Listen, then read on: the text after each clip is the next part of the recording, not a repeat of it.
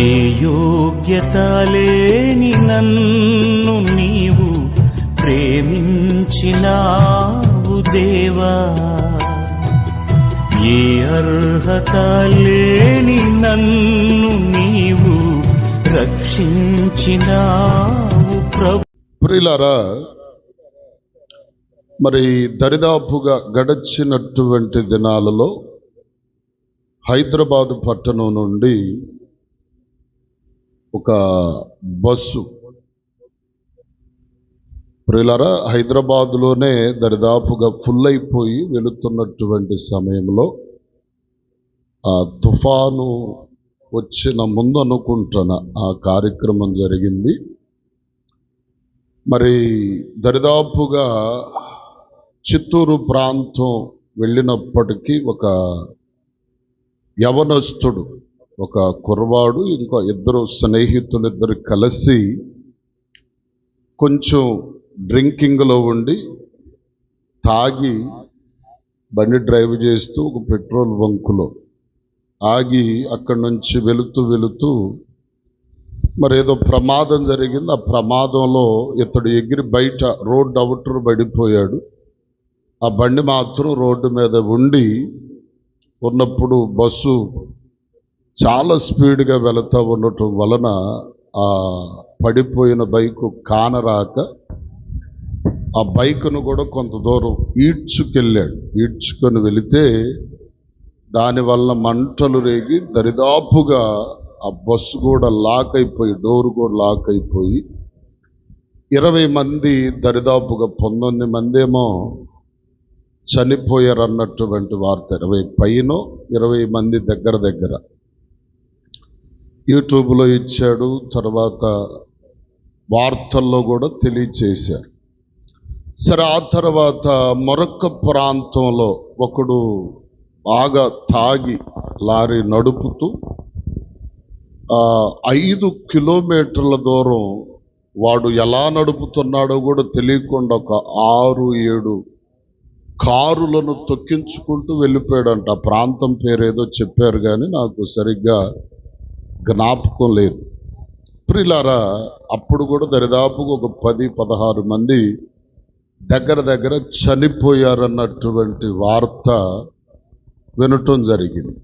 అయితే నిన్నటి ఉదయకాలం మరొక వార్త ఏంటంటే, మరి వేరొక ప్రాంతం నుండి హైదరాబాదు వెళ్ళేటువంటి బస్సు, ఆర్టీసీ బస్సే, ఆ వెళుతూ ఉన్నటువంటి సమయంలో దరిదాపుగా 72 మంది ఆ బస్సులో ప్రయాణికులు, డ్రైవరు, కండక్టర్తో పాటు 72 మంది ప్రజలు ఆ బస్సులో ఉన్నారు. గమనించండి, 72 మంది ఉంటే ఒక టర్నింగ్ పాయింట్ వచ్చింది. ఆ టర్నింగ్ పాయింట్ దగ్గరలో ఎదురుగా ఒక టిప్పర్ లారీ దరిదాపుగా ఒక 25-30 టన్నులు కంకర వేసుకుని వస్తూ మరి 2 ఎదురుగా గుద్దుకొని ఈ లారీ ఒరిగిపోయి బస్సు మీద పడిపోయింది. కంకరంతా ఆ బస్సులో ఉన్న మనుషుల మీద పడిపోయింది. కొంతమంది ఊపిరాడక చచ్చిపోయారు. దరిదాపుగా 24 మంది చచ్చిపోయారన్నటువంటి వార్త. 19 మంది స్పాట్ డెడ్, అప్పుడప్పుడే చనిపోయారు. 2 డ్రైవర్లు చనిపోయారు. మరి చాలామంది, ఆఖరికి 6 నెలల పసిపాప చనిపోయిందని తల్లితో పాటు అట్లాగే 2 చనిపోయారు. చాలామంది, మరి 4 కుమార్తెలు ఉంటే ఆ కుమార్తెలలో ఒక కుమార్తెకు పెళ్లి చేశాడు ఒక తండ్రి. ఆ పెళ్లికి వచ్చి మరలా హైదరాబాద్ వెళ్తుంటే ఆ 3 ఆడపిల్లలు, చెల్లెళ్ళు 3 చనిపోయారు. ఇలాంటి సంఘటనలు జరుగుతూ వస్తూ ఉన్నాయి. దీనికి వాస్తవంగా అంటే నేను చెప్పగలిగినటువంటి మాట ఏమిటంటే, నిద్రాభారం కావచ్చు, లేకపోతే ఇతరితర పరిస్థితులు కూడా కావచ్చు. కానీ మరి నేను చెప్పగలిగిన మాట ఏమిటంటే, ఈరోజు యాక్సిడెంట్లు ఎక్కువ జరగటానికి ముఖ్యమైన కారణాలు ఏమిటంటే, ఒకటి నిద్రాభారం వల్ల యాక్సిడెంట్లు ఎక్కువగా జరుగుతాయి. నిద్రాభారం కంటే ఎక్కువగా ఈ మధ్యలో జరుగుతుంది ఏంటంటే ఓవరు స్పీడ్, ఎక్కువ స్పీడ్ వలన యాక్సిడెంట్లు జరుగుతున్నాయి. రెండవది, రాత్రి కాలపు సమయాలలో యాక్సిడెంట్లు ఎందుకు జరుగుతున్నాయి అంటే, మరి ప్రభుత్వం వారు ఇచ్చినటువంటి ఆదేశాల మేరకు ప్రతి డ్రైవర్ ఏం చేయాలంటే, రాత్రిపూట ఎదురొస్తూ ఉన్న వాహనాలకి లైట్ డిమ్ అనేటువంటిది కొట్టాలి. 2 ఆప్షన్స్ ఇస్తాడు, లైట్ డిమ్, ఫోకస్. ఇప్పుడు ఎవ్వరు కూడా డిమ్ము కొట్టేటువంటి డ్రైవర్ అసలు కనపడతల్లా. రెండవదిగా, ఆ డిమ్ము కొట్టనటువంటి కారణమును బట్టి ఎదురు వ్యక్తికి కళ్ళు కనపడక యాక్సిడెంట్లు జరుగుతున్నాయి. ఇప్పుడు ఇంకా భయంకరమైనటువంటి విషయం ఏంటంటే, ఎల్ఈడి లైట్లు, తెల్ల లైట్లు ఉండే చూసారా? తెల్ల లైటు వేసుకొని ఎవడన్నా ఎదురొస్తే అసలు ఎవడ కళ్ళు కనపడు. ఒక్కొక్క లారీకి కానీ ప్రతి ఆర్టీసీ బస్సులకు కూడా ఇప్పుడు ఆ ఎల్ఈడి బల్బులు, ఒక్కొక్క బస్సుకి 10 లైట్లు, 8 లైట్లు, 6 లైట్లు పెట్టుకొని ఊకే పోకడబోతా ఉన్నారు. వాస్తవంగా నేను చెప్పగలిగింది ఏంటంటే, ఈ విషయాలు ఎందుకు చెప్తున్నానంటే యూట్యూబ్కి వెళ్తుంది కాబట్టి చెప్తున్నాను.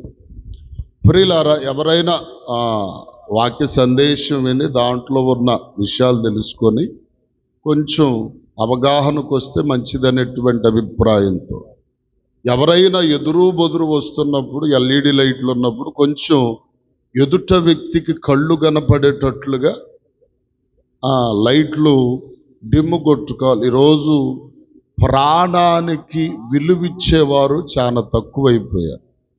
బాగున్నంత కాలం దిక్కు లేకుండా, అంటే గర్విష్టి స్వభావంతో మనుషులు నడుస్తున్నారు. ఒక ఇబ్బంది కలిగినప్పుడు ఆ ఇబ్బందిని బట్టి ప్రాణము కాపాడుకోవాలనే లక్షలు దారపోసిన ప్రాణాలు నిలిసేటువంటి పరిస్థితులు లేవు. కాబట్టి నా ప్రియమైన దేవుని పిల్లలారా, ప్రతి వారు కూడా విషయాలు గమనించండి.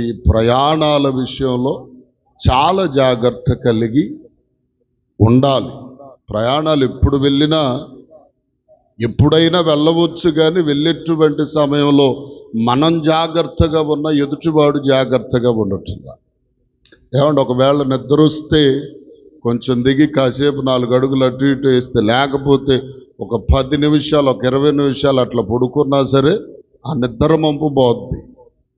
ప్రాణం పోయిన తర్వాత మనం ఏమీ చేయలే. దేవునికి స్తోత్రం కలుగునుగాక. మరొక విషయం ఏంటంటే ప్రియులారా,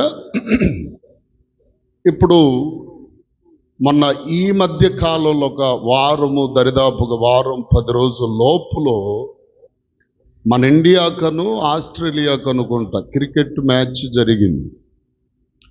క్రికెట్ మ్యాచ్ జరిగితే క్రికెట్ మ్యాచ్లో అది లేడీస్ ఆడేటువంటి క్రికెట్, అటు లేడీసే, ఇటు ఆడవారే, అటు ఆడవారే.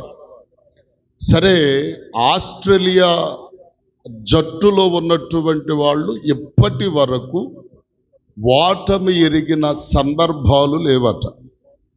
దరిదాపుగా 7 వరల్డ్ కప్ మ్యాచ్లు పెడితే ఆ 7 వరల్డ్ కప్పులు వాళ్ళే కొట్టుకొని వెళ్ళిపోయారంట. 7 వరల్డ్ కప్పులు.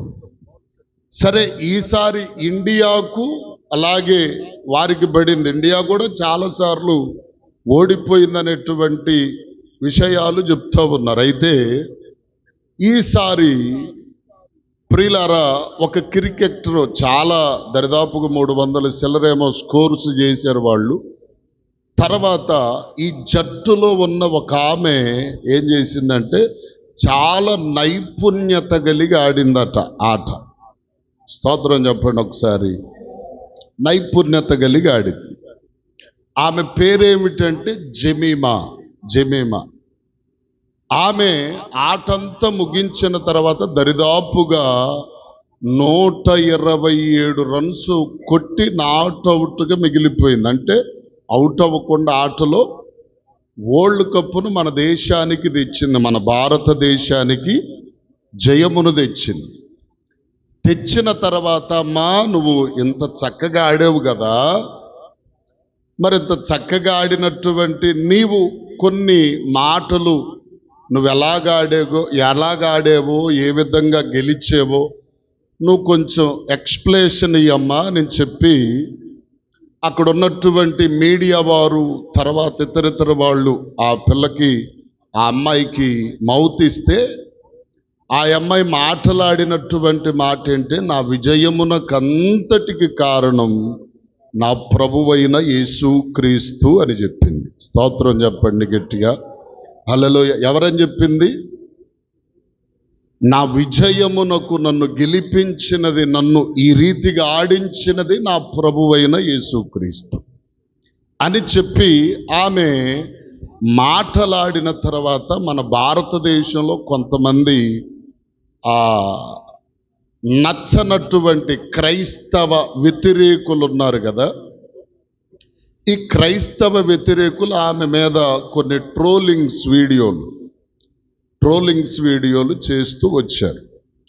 ఏమిటి ఆ ట్రోలింగ్స్ అంటే, నువ్వు గెలిచావు, నా జట్టును బట్టి గెలిచానని చెప్పాలి, లేకపోతే నా దేశం కొరకు ఆడానని చెప్పాలి, నీ మత విశ్వాసాన్ని ఎందుకు తీసుకొచ్చావనేటువంటి విషయాన్ని, దీన్ని ఇప్పుడు గెలిచింది మన భారతదేశానికి కప్పు తెచ్చింది అనేటువంటి భావన పక్కన పెట్టి, ఏదో ఒక విధంగా గెలిచాం కదా అనేటువంటి అభిప్రాయాన్ని ప్రక్కన పెట్టి వేసి ఆ అమ్మాయి మీద ఏం చేస్తున్నారంటే రకరకములైన దీనిని బట్టి కొంతమంది క్రైస్తవులు విర్రవీగుతారు అనేటువంటి విధానములో కొంతమంది మత మార్పిడులు ఎక్కువగా చేయటానికి కూడా అవకాశం ఉంటుందని కొంతమంది రకరకాలైనటువంటి మాటల చేత మాట్లాడుకుంటూ వస్తున్నారు. ఇప్పుడు ఆమె ఏ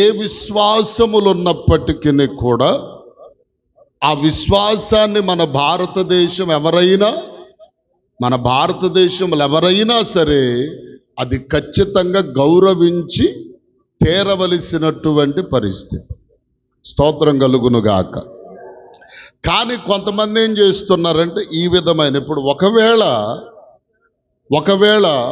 ఒక హిందువే ఆ రకముగా ఆడి నా రాముడో లేకపోతే నేను నమ్మినటువంటి దేవుడో, నేను నమ్మినటువంటి శివుడో వెంకటేశ్వర స్వామి ఎవరో ఒకరి రీతిగా నన్ను గెలిపించారంటే ఎవరు కూడా ట్రోలింగ్ చేసేటువంటి అవకాశం ఉండేది కాదు. కానీ యేసుక్రీస్తు ప్రభుల వారి పేరు చెప్పినందుకు రకరకములైనటువంటి మాటలు మాట్లాడుతూ వచ్చారు. అయితే ప్రియులారా, ఆమె చెప్పినటువంటి విధానమును బట్టి ఆమె యొక్క తండ్రి కూడా ప్రియులారా ఒక క్రైస్తవుడు, ఒక సువార్త పరిచర్య, వాస్తవంగా ఒక మరి చర్చి కూడా నడిపేటువంటి వ్యక్తి అనేటువంటి కొన్ని మాటలు తెలియపరచబడతా వస్తున్నాయి. అయితే ఈ జెమీమా విషయాన్ని కొంచెం వాక్య ధ్యానంలోనికి వెళ్ళి మనం చూడగలిగితే, జెమీమా అనేటువంటి పేరు కలిగినటువంటి వ్యక్తి బైబిల్లో మనం చూడగలిగితే ఒక వ్యక్తి కుమార్తె. ఈమె ఎవరి కుమార్తె అయ్యా అంటే, బైబిల్ గ్రంథములో ప్రియులారా పెద్ద ప్రవక్తలైనటువంటి వారిలో ఉన్నటువంటి వ్యక్తులలో ఏబు భక్తుడైనటువంటి ఆ ఏబుకు పుట్టినటువంటి పెద్ద కుమార్తె పేరే ఈ జెమీమా అనేటువంటి పేరు తెలుగులో ఏమని రాయబడిందంటే ఎమీమా అనేటువంటి మాట మనకు తెలుగు బైబిల్లో ఉంటుంది. ఇంగ్లీష్ బైబిల్కి వచ్చేసరికి జెమీమా అనేటువంటిది. ఎందుకంటే జెమిమా. ఇంగ్లీషులో ఎక్కువ ఏ ఉన్నా కాడ, ఏ అనే పదం కాడ జే అనేటువంటిది వ్రాయబడింది. ఏది అది? ఆయన నిద్ర వస్తుందా?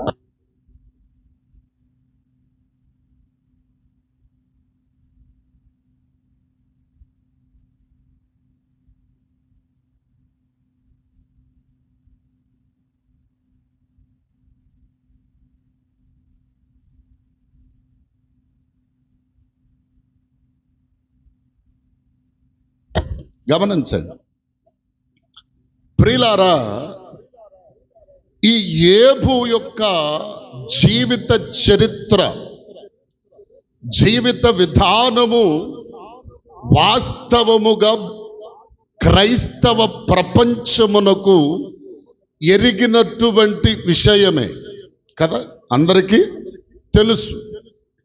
యేబుకు ఎంతమంది కుమార్తెలయ్యా అంటే, ఏమండి ఎంతమంది కుమార్తెలు? 3 కుమార్తెలు. మరి యేబుకు కుమారులు ఎంతమంది అంటే 7 కుమారులు. మొత్తము సంతానం ఎంతమంది? యేబుకు సంతానం ఎంతమంది చెప్పాలి, చక్కగా చెప్పండి ఒకసారి. అంతేనా? నేను 20 మంది అనుకుంటున్నా.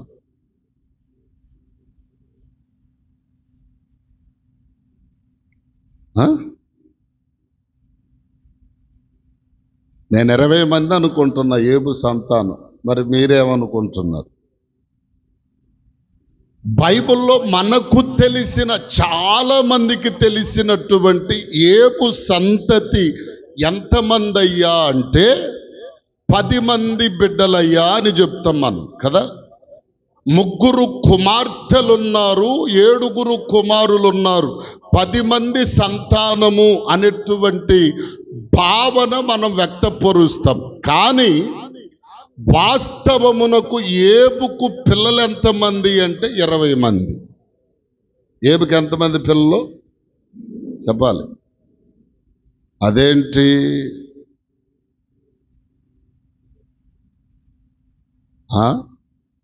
యేబు పిల్లలు, యేబుకు పుట్టిన పిల్లలే 20 మంది. అంటే ఇప్పుడు వినండి వినండి, నేను చెప్తాను మీకు. ఒక్కొక్క భక్తుని చరిత్ర ఒక్కొక్క రోజు నేను చెప్తాను. వారి పిల్లలు ఎంతమంది, భార్యలు ఎంతమంది, భార్యల గురించి ఒక దినం, పిల్లల గురించి ఒక దినం, ఈ విషయాలు, కుమారులు కుమార్తెల విషయాలన్నీ మొన్న కూడా మీకు చెప్పాను. బైబిల్లో మనకు తెలియనిదంటూ ఉండకూడదు. కొన్ని లోతైన భావాలు తెలియకపోయినా పర్వాలేదు, కానీ బైబిల్ చరిత్ర, బైబిల్లో ఉన్న భక్తుల చరిత్ర, వారి జీవిత విధానములన్నీ కూడా మనం ఏం చేయాలి? తెలుసుకోవాలి. అవునా కాదా? స్తోత్రం చెప్పండి గట్టిగా. మరి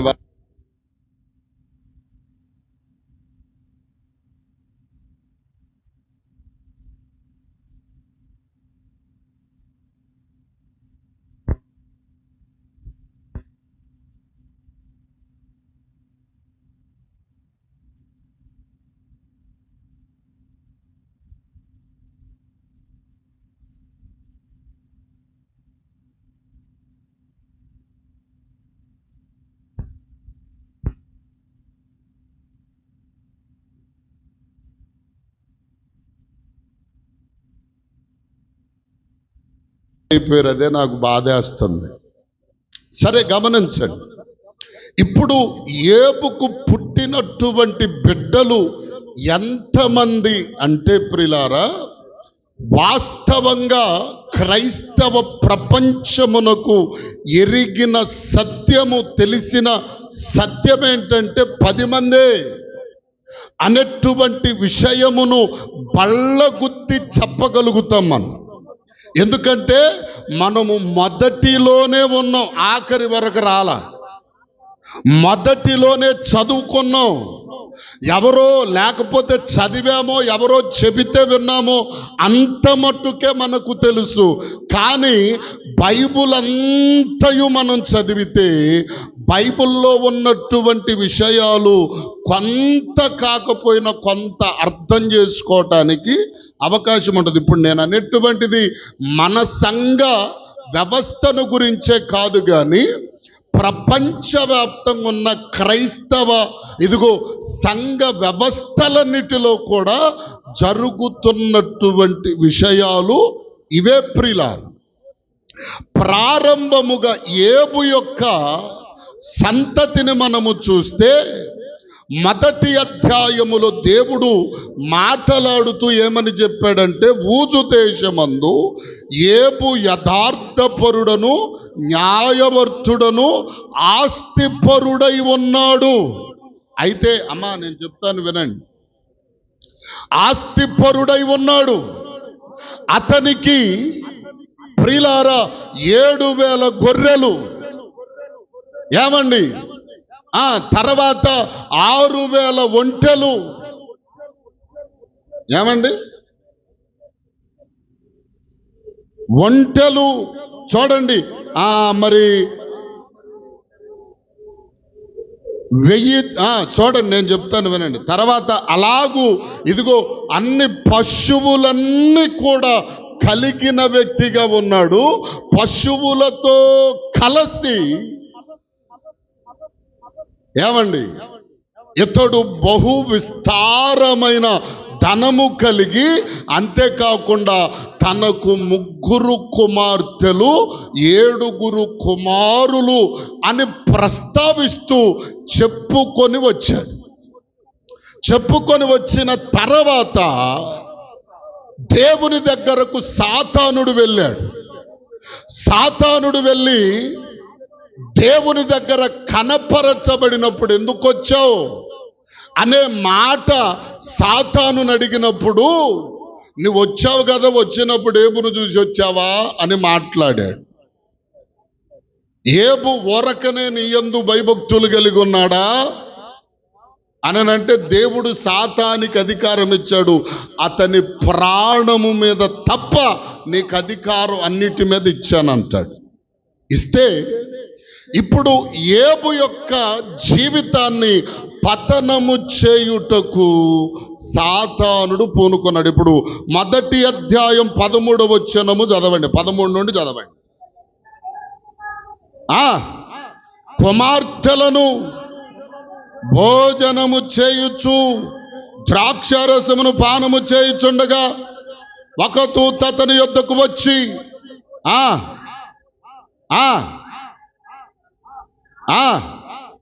మేయుచుండగా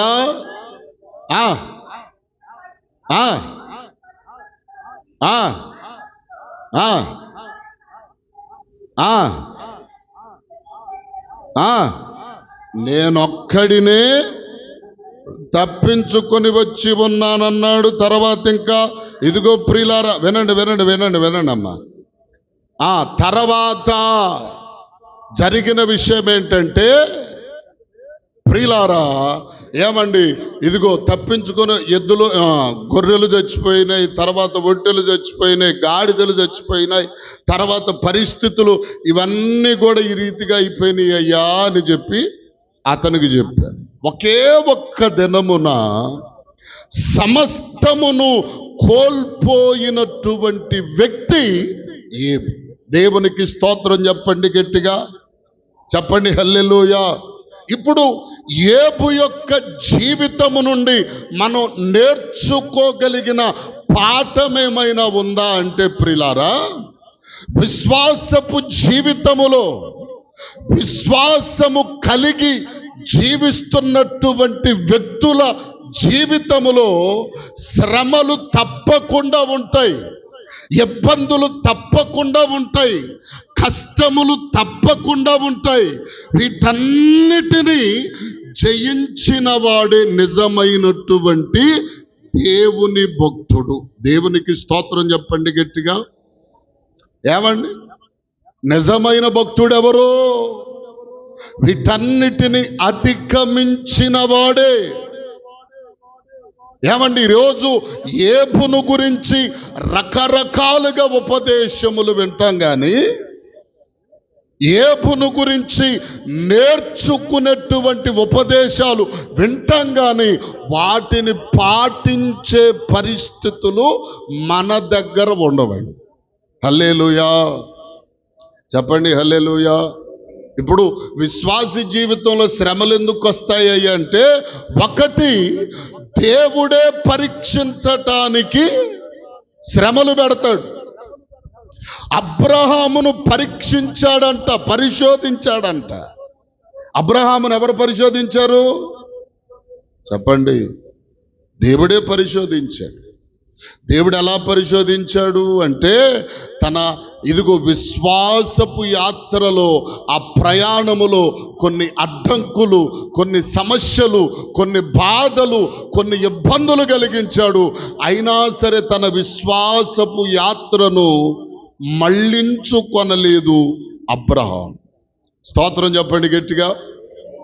తర్వాత మరలా పరిశోధించాడు. ఎలాగంటే, నీకు అక్కడై ఉన్న కుమారును తీసుకుని వెళ్ళి నాకు బలి అర్పించమన్నా.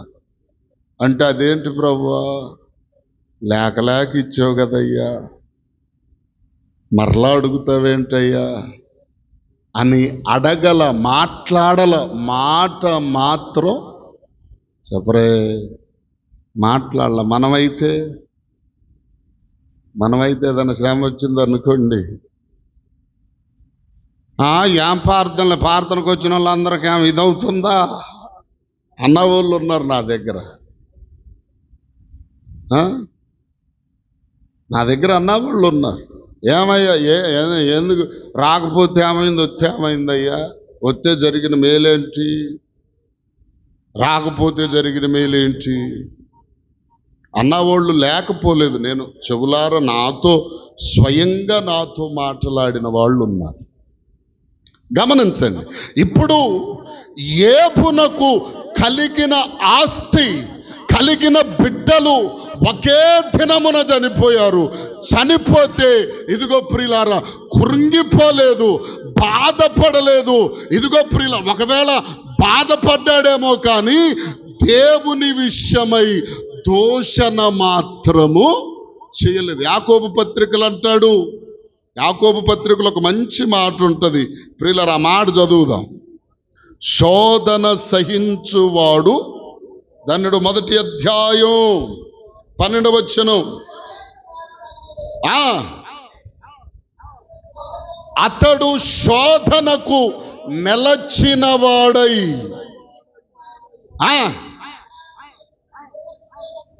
దేవునికి స్తోత్రం చెప్పండి గట్టిగా.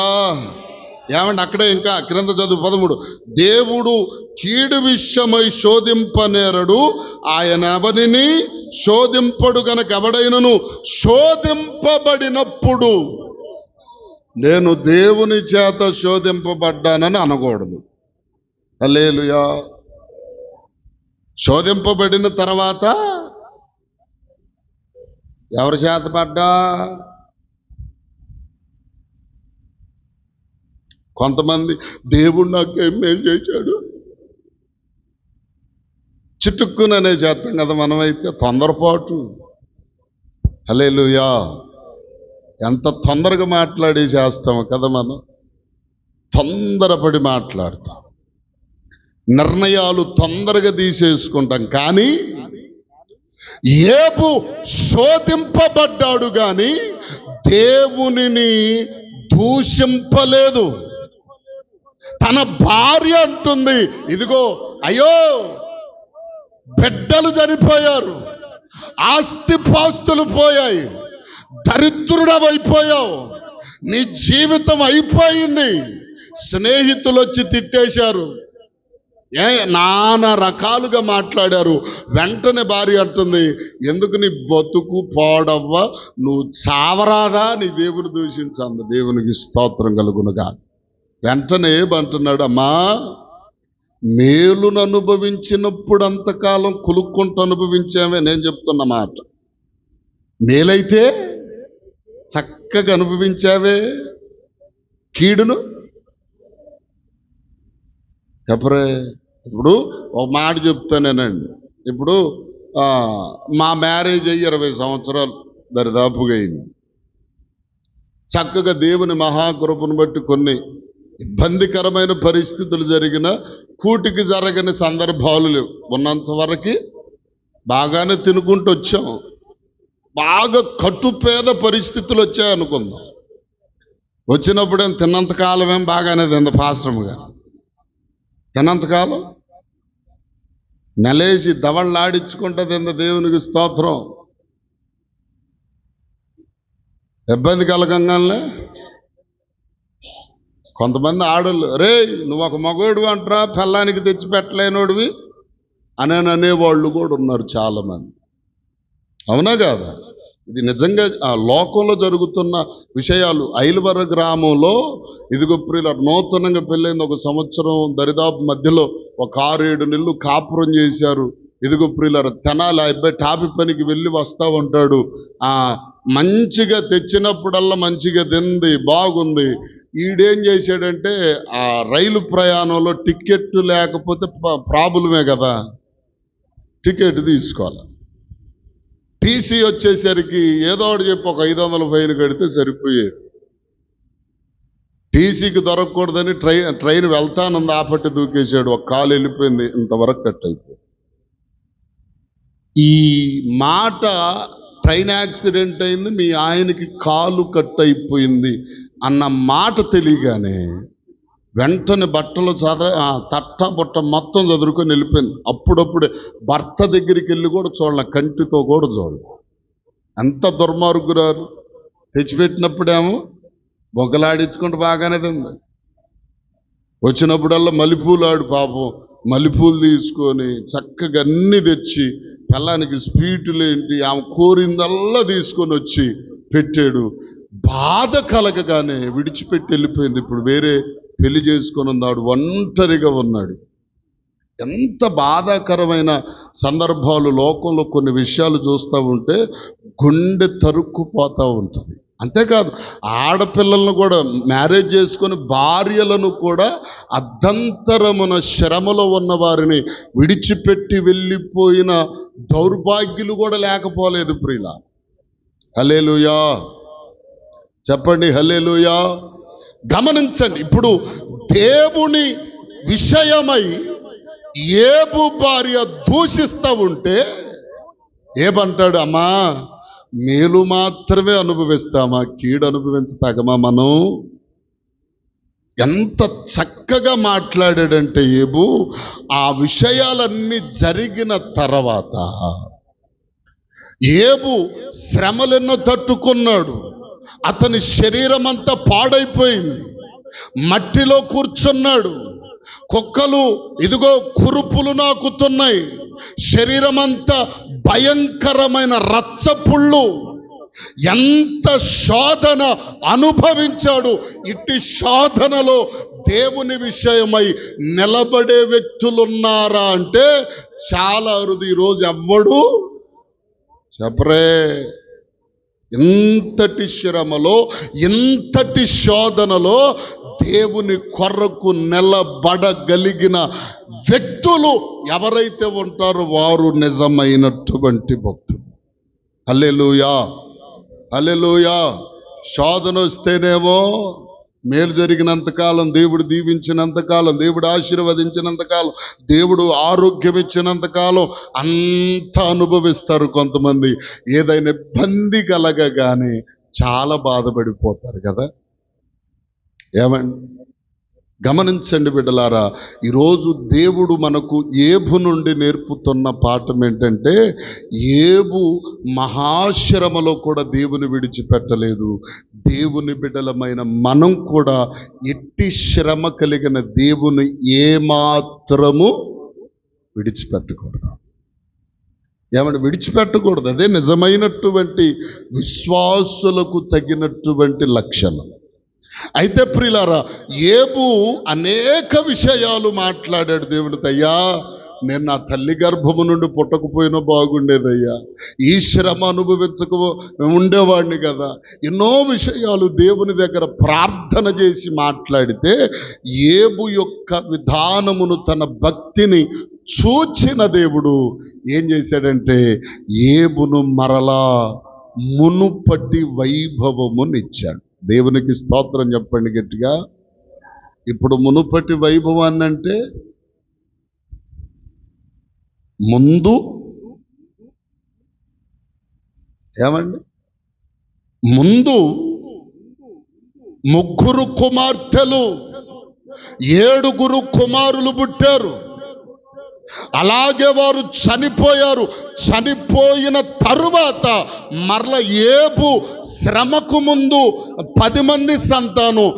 ఏబు శ్రమలన్నీ తీర్చబడిన తర్వాత మరలా 10 మంది సంతానాన్ని దేవుడిచ్చాడు. స్తోత్రం చెప్పండి గట్టిగా. అయితే సంతానమునిచ్చటమే కాదు కానీ దేవుడు ఏం చేశాడంటే కోల్పోయిన దానికి 2 అంతలు ఇచ్చాడు. ఎంత ఇచ్చాడు? దేనిని బట్టి ఇచ్చాడు? ఆయన విశ్వాసమును, దేవుని మీద ఉన్న ఆ విధానమును బట్టి. ఏమండి,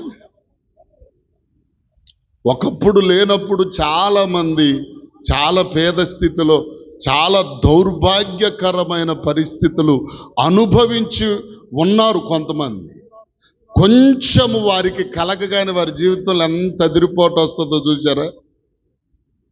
అవునా కాదండి? అవునా కాదు? అవునా కాదండి? నిజంగా చెప్తున్నాను.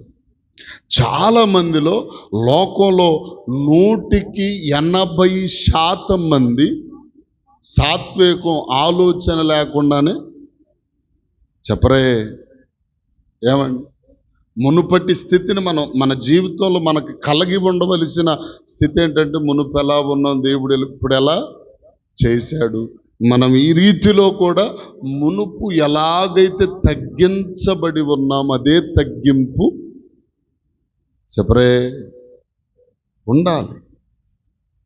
ఏమండి, ఇప్పుడు ఏబును చూడండి, 42వ అధ్యాయంలో 42:12 వచనం చదవండి అమ్మా.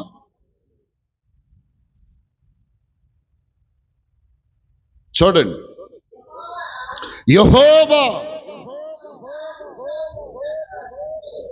ఏబును మొదట ఆశీర్వదించిన కంటే మరి అధికముగా ఆశీర్వదించను. స్తోత్రం చెప్పండి గట్టిగా. ఎట్లా ఆశీర్వదించాడంట? మొదట ఆశీర్వాదము పొందిన దానికంటే, శ్రమకు ముందు ఉన్న ఆశీర్వాదము కంటే కూడా, ఏమండి, శ్రమ తర్వాత పొందిన ఆశీర్వాదం ఎంతంటే 2 అంతల ఆశీర్వాదం. ఎలా 2 అంతల ఆశీర్వాదం అనే విషయంలో చూస్తే మీరు చూడండి ప్రియులారా, 12 చదవమ్మా. ఆశీర్వదించిన కంటే ఆశీర్వదించను, అతనికి 14,000 గొర్రెలు, 6,000 ఒంటెలను, 1000 జతల ఎడ్లను, 1000 ఆడుగాడిదలను కలిగెను. మరియు అతనికి 7 కుమారులను 3 కుమార్తెలను కలిగింది. దేవునికి స్తోత్రం చెప్పండి గట్టిగా. అంటే మొదట 7,000 గొర్రెలుంటే 7,000 గొర్రెలకు ప్రతిగా రెట్టింపు కదా 2 అంతల ఆశీర్వాదం. అంటే 14,000 గొర్రెలు ఇచ్చాడు. 2 ఏళ్ళు 14. తర్వాత ఇదిగో ప్రియులారా, 6,000 ఒంటెలు, అంటే 3,000 ఒంటెలు ఉంటే దానికి రెట్టింపు 6,000 ఒంటెలు ఇచ్చాడు.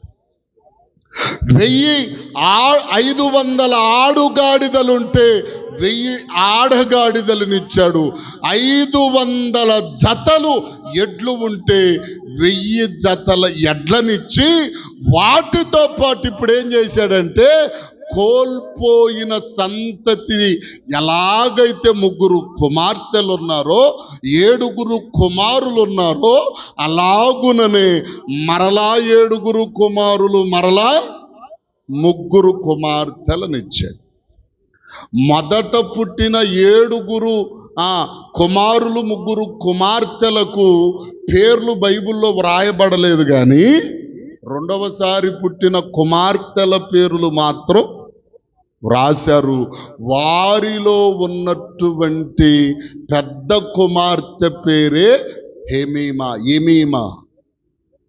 ఎమీమా. రెండవ దాని పేరు కెజియా. ఇప్పుడు కెజియా అని పిలుచుకుంటున్నాను, చూసారా కొంతమంది? ఏమండి? మూడవ అమ్మాయి పేరేం పేరు? కెరెం అప్పకు అని పేర్లు పెట్టాడు 3 కుమార్తెలు. ఈ పేరుల్లో కూడా చాలా అర్థవంతమైన మాటలు ఉన్నాయి. ఏమండి?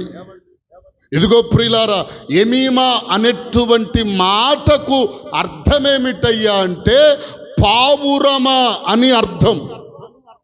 అంటే ఆత్మ సంబంధమైన దేవుడు ఆశీర్వాదమును ఏబుకిచ్చాడు గనక ఆత్మ సంబంధమైన విషయాలు కలిసొచ్చేటట్లుగా ఆ పేర్లు కూడా పెట్టాడంట. దేవునికి స్తోత్రం చెప్పండి గట్టిగా. పేర్లు కూడా ఎలా పెట్టాడు?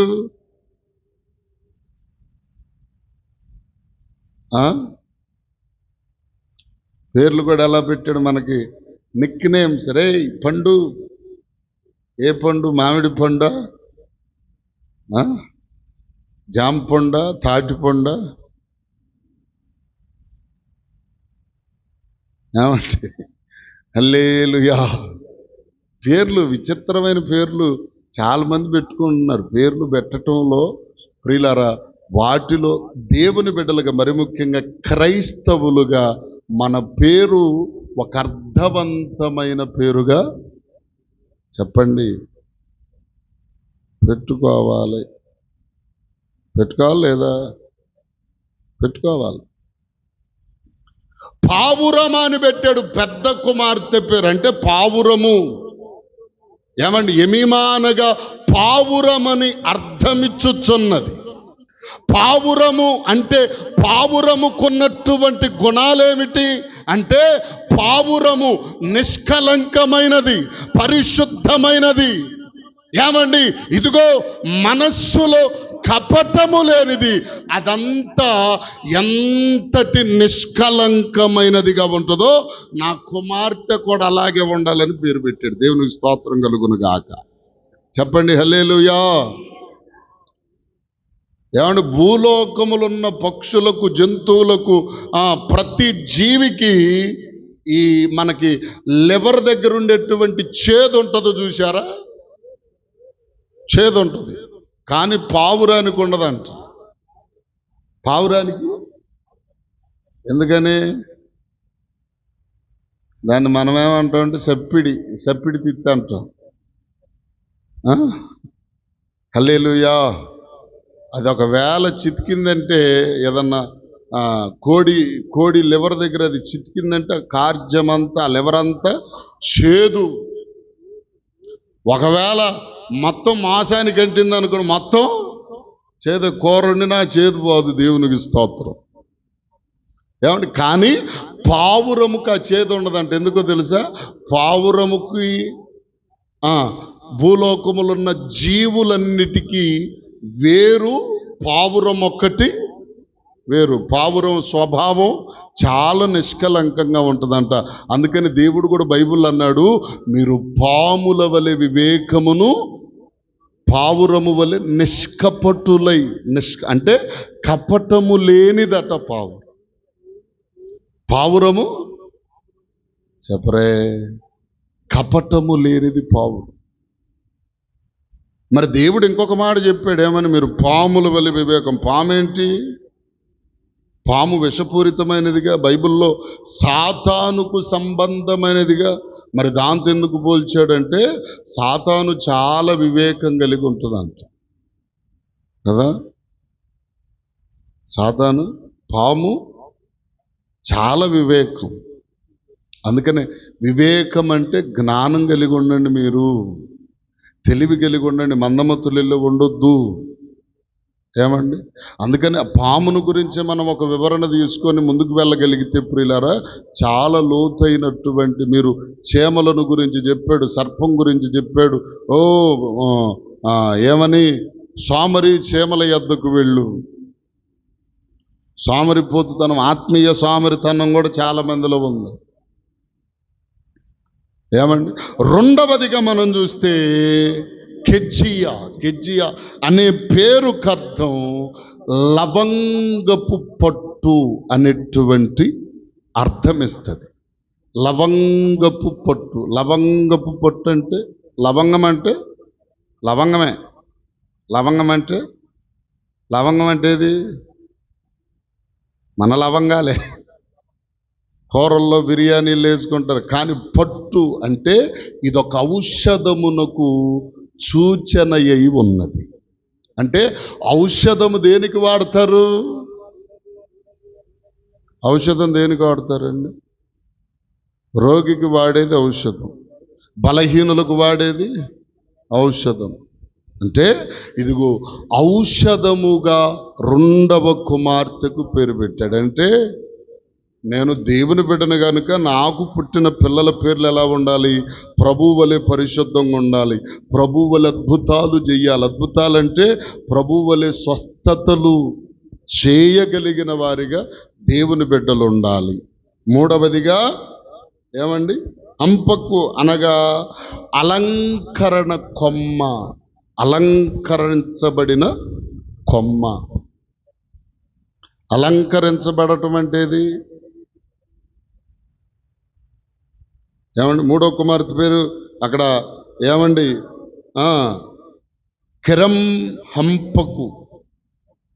ఏమండి? ఆ పేరు కూడా చదవటానికి చాలా కిరెం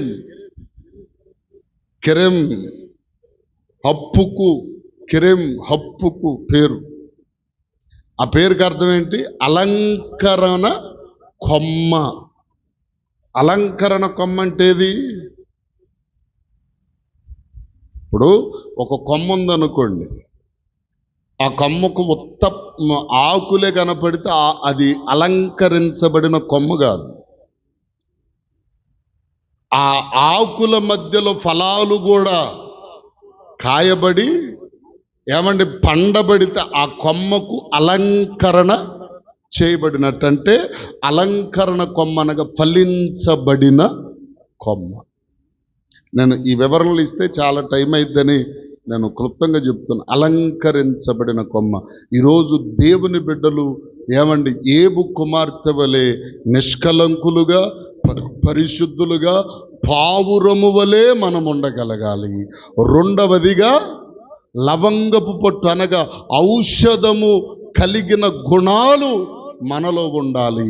మూడవదిగా ఏమండి? అలంకరింపబడిన అంటే ఫలించేటువంటి కొమ్మగా మనం ఉండాలి. ఈ మూడు అనుభవాలు, వాళ్ళ ముగ్గురు పేరులో ఉన్న అనుభవాలు చాలా అద్భుతమైనటువంటివి. ఇంకా మనం ముందుకు వెళ్తే చాలా సమయం పడుతుంది. కానీ ప్రియులారా, దేవుని వాక్యం తెలియజేస్తుంది, ఏబు శ్రమకు ముందు 10 మంది సంతానం, ఏబు శ్రమ తర్వాత కూడా 10 మంది సంతానం. ఇప్పుడు ఏబు పిల్లలు ఎంతమంది అమ్మా?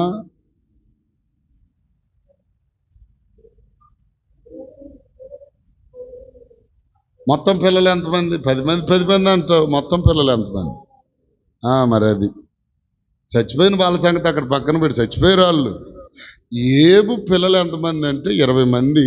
వాళ్ళలో 10 మంది శ్రమకు ముందు పుట్టిన వాళ్ళు చనిపోయారు. ఏమండి? దేవుడు ఆశీర్వదించిన తర్వాత మరలా 10 మంది పుట్టారు. హల్లెలూయా. అంటే మన ఓడు వచ్చేది ఏంటంటే, ఏబు సంతానం ఎంతమంది అంటే 10 మందేనండి అని చెప్తాం కదా. కాదు. ఇప్పుడు మనకు బైబిల్ చెప్తుంది, మనం ఇంకొకళ్ళ మాట కాదు మనం అనేది. ఇప్పుడు బైబిల్లో చెప్పబడిన ఏబుకు పిల్లలు ఎంతమంది అంటే 20 మంది. హల్లెలూయా. కాబట్టి ఒక్కొక్క భక్తుని యొక్క జీవిత చరిత్రను మనం తెలుసుకొని నేర్చుకొని ముందుకు వెళ్ళగలిగితే మన ఆత్మీయ జీవితం కూడా వారి భక్తుల యొక్క అనుభవాలు, జీవిత చరిత్రలు తెలుసుకున్నప్పుడు మన జీవితాలు ఆశీర్వాదకరంగా ఉంటాయి. దేవునిలో ఇంకా పట్టుదల కలిగి నిలబడగలిగిన అవకాశం ఉంటుంది. ఈ అవకాశాలన్నీ మనం ఏం చేయాలి? వినియోగించుకోవాలి, చేజార్చుకోకూడదు. ఏమండి? దీపం ఉండగానే ఇల్లు చక్క పెట్టుకోవాలి, ఆరోగ్యం ఉండగానే అన్ని సమకూర్చుకోవాలి. ఏమండి? అంతేకాదు ప్రియులారా, ఏమండి, ఈ దేహములో ప్రాణం ఉండగానే క్రీస్తు కొరకు మనము శ్రమించేటువంటి వారిగా ఉండాలి. బైబిల్ గ్రంథంలో ఒక మాట నాకు జ్ఞాపకం చేశాడు ప్రభు. ఏమండి? ఎఫెసీ పత్రికలో యేసు ప్రభు వారు సంఘమును గురించి మాట్లాడుతూ భార్యాభర్తల విషయం మాట్లాడితే ఏమని అంటాడంటే, ఇదిగో భార్యలారా మీ సొంత పురుషులకు లోబడి ఉండండి, అలాగే క్రీస్తునకు కూడా సంఘము లోబడి ఉంటుందని.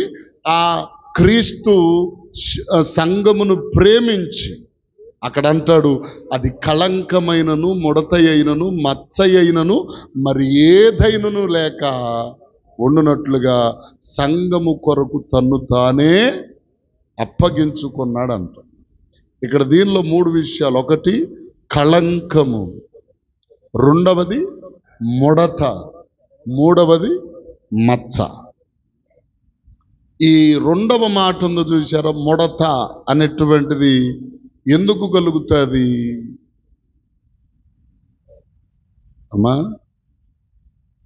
ముడత, కళంకం ఎందుకు వస్తుంది అంటే పాపాన్ని బట్టి కళంకం వస్తుంది. ఏమంటే తెల్లటి చొక్కా మీద ఒక ఏదైనా రంగు పడిందనుక అదంతా కళంకం అయిపోతుంది. మచ్చ ఎందుకు వస్తుంది అంటే దానికి కూడా ఒక కారణం ఉంది. ఏమండి? ఇదిగో రెండవది ముడత ఎందుకు వస్తుంది అంటే, ముడత అనేటువంటిది ముసలితనములో వచ్చేటువంటిది ముడత. శరీరం చెప్పండి, ముడత అనే మాట ఎందుకు చెప్పాడంటే, సంఘములు ఏముండకూడదు? కళంకం ఉండకూడదు. రెండవది ముడత అనగా వృద్ధాప్య అనుభవం. వృద్ధాప్య అనుభవం అంటే దేవునిలో ఎప్పుడు మనం యవనస్తులుగానే ఉండాలన్న అర్థమవుతుందా? దేవుని కొరకు ఎప్పుడు యవన కాలములో ఏ విధంగా అయితే మనం శ్రమ పడగలుగుతామో అదే శ్రమ వృద్ధాప్యములో కూడా పడగలగాలంట సంఘం. హల్లెలూయా. ముడత, ఇప్పుడు అందరూ ముడతే ఎక్కువ. ముడత అంటే కుర్రోళ్ళకు కూడా ముసలితనమే. అర్థం కాలే? కుర్రోళ్ళకు కూడా హల్లెలూయా, కుర్రోళ్ళకు కూడా అంతేనా సిద్ధు? కుర్రోడు పేరు చూస్తేనేమో దేవునికి స్తోత్రం, పెళ్లి కొడుకులాగా ఉన్నాడు. ఆ ముడతంటే దేవుని కొరకంట యవనులైతే, యవన కాలములైతే మనం ఎంతగా ఏ పనైనా సరే ఎంత హుషారుగా చేస్తామో అదే హుషార దేవుని పనిలో వృద్ధాప్యములో కూడా ఉండాలి. హల్లెలూయా. ఏమంటే అలాగుండగలిగితే అది ముడత అయినను మచ్చ అయినను అట్టిది మరి ఏదైనను సంఘములో ఉండకూడదు. ముడత, మచ్చ, కళంకం సంఘంలోకి రాకూడదు. వచ్చిందా? ఏమండి? సంఘంలోకి వచ్చిందా? ఇప్పుడు సపోజ్ నేను ఒక మాట చెప్తాను, నేను విషయం చెప్తున్నా, ఎవరిని కించపరచాలని కాదు. కానీ ఇప్పుడు నాకు ఎక్కడ ఇంకోసారి ఒక 100 కిలోమీటర్లు అయ్యా ప్రార్థన ఉంది రా అంటే ఇప్పుడైనా సరే దేవునికి స్తోత్రం వెళ్ళిపోతాను బండి వేసుకొని. పాశ్రమ గారు అంటే నేను సిద్ధం అంటది ఆమె కూడా, వెళ్ళిపోతాను. అదే ప్రభాకర్ గారిని వెళ్ళమంటే వయస్సు సహకరించదు. అంటే దేవుని కొరకు ఈ వయస్సులో చేయగలిగింది నేను చేయగలుగుతాను. అదే ఆయన చేయమంటే వృద్ధాప్యంలో వచ్చాడు కదా, అయ్యో నా వల్ల కాదులే అనే ఆలోచన. అందుకనే ఇదిగో ప్రియులారా, మనం దేవుని విషయంలో ఎప్పుడు ముడత లేని వారమై ఉండాలి. హల్లెలూయా. కాబట్టి అలాగు ప్రభు కొరకు, ప్రభు సన్నిధిలో, ప్రభు పరిచర్యలో, ప్రభు కొరకు మనం శ్రమ పడగలిగితే, దేవువలే ఇదిగో శ్రమలు సహించి దేవుని కొరకు నిలబడగలిగితే దేవుడు నిన్ను నిశ్చయముగా ఆశీర్వదిస్తాడు. అట్టి ఆశీర్వాదం దేవుడు మనందరికిచ్చునుగాక. అందరు తల వంచుదాం, ప్రార్థన చేసుకుందాం.